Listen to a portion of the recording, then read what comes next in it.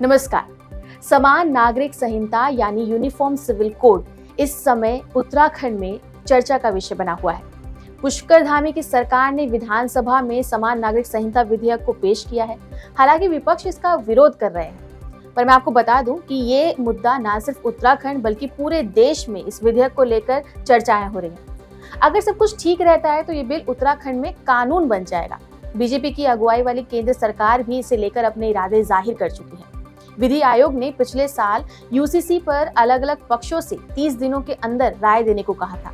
अगर उत्तराखंड में इस कानून को लागू कर दिया जाता है तो बीजेपी शासित कई राज्य इसे लागू कर सकते हैं, क्योंकि उत्तराखंड देश का ऐसा पहला राज्य बनने जा रहा है जहां यूसीसी लागू होगी। इसका मतलब ये है कि हिंदू विवाह अधिनियम 1955, हिंदू उत्तराधिकार अधिनियम 1956 और मुस्लिम व्यक्तिगत कानून आवेदन अधिनियम 1937 जैसे धर्म पर आधारित मौजूदा जो व्यक्तिगत कानून है वो तकनीकी रूप से खत्म हो जाएंगे।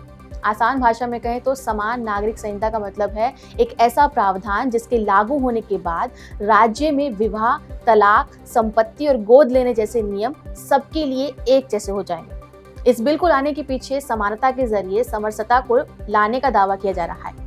यूं तो समान नागरिक संहिता लाने का मुद्दा आजादी के बाद से ही उठता रहा है, मगर अलग अलग विचार विमर्श के बाद इसका कोई अंतिम स्वरूप तय नहीं हो पाया। इसलिए सर्वोच्च अदालत ने ही इसे एक तरह से निष्क्रिय विषय मानकर इसे छोड़ दिया था। मगर भाजपा के घोषणा पत्र में हमेशा से ही राम मंदिर, आर्टिकल 370 और यूनिफॉर्म सिविल कोड लागू करने का वचन सामने लाया जाता रहा है। उत्तराखंड में भी बीजेपी की सरकार ने इसे लागू करने का वादा किया था।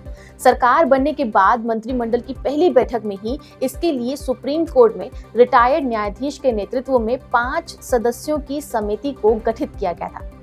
इस समिति ने अलग अलग वर्गों से बातचीत और जनमत सर्वेक्षण के आधार पर बहुविवाह, तलाक या उत्तराधिकार से जुड़े मामलों पर अपनी राय कायम की थी। मगर समान नागरिक संहिता लागू करना इतना आसान मामला शायद नहीं है, क्योंकि उत्तराधिकार और संपत्ति के बंटवारे को लेकर एक तरफ हिंदू समाज के अंदर ही अलग अलग समुदायों में अलग अलग नियम और परंपराएं हैं।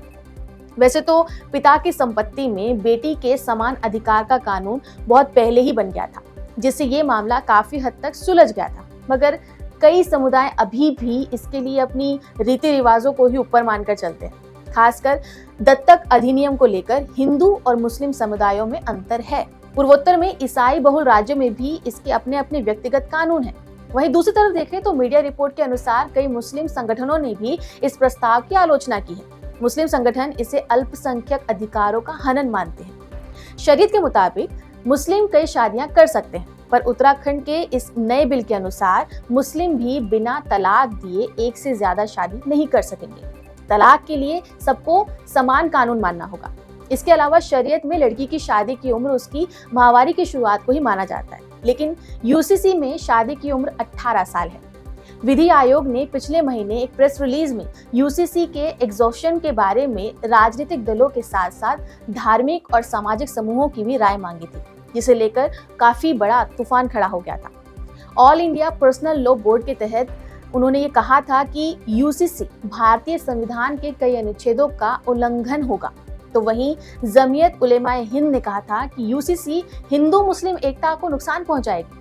खैर, अब ये देखना होगा कि इस बिल के क्या सही मायने हैं और ये किस तरह से कब पास होता है। क्या इसे लाने से पहले न सिर्फ उत्तराखंड सरकार बल्कि केंद्र सरकार इसके हर एक परिणामों को ध्यान में रखेगी, और सबसे बड़ी बात तो ये कि क्या इसका असर 2024 के चुनावों पर भी देखने को मिलेगा। आपका इस पे क्या कहना है, हमें कमेंट करके जरूर बताएं। नमस्कार।